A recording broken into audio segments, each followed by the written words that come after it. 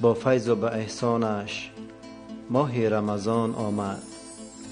با رزق فراوانش ماه رمضان آمد. زین امر خداوندی سرپیچی مکن هرگز، ای بنده به فرمانش ماه رمضان آمد.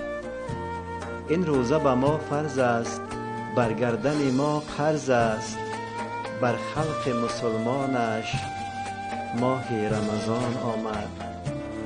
یک ماه به ما مهمان، این ماه پر از احسان، من مای پشیمانش ماه رمضان آمد.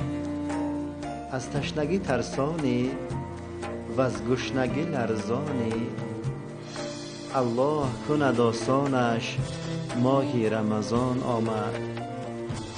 بگشاده دری جنت، دوزخ درش بسته، چون هدیه رحمانش ماه رمضان آمد.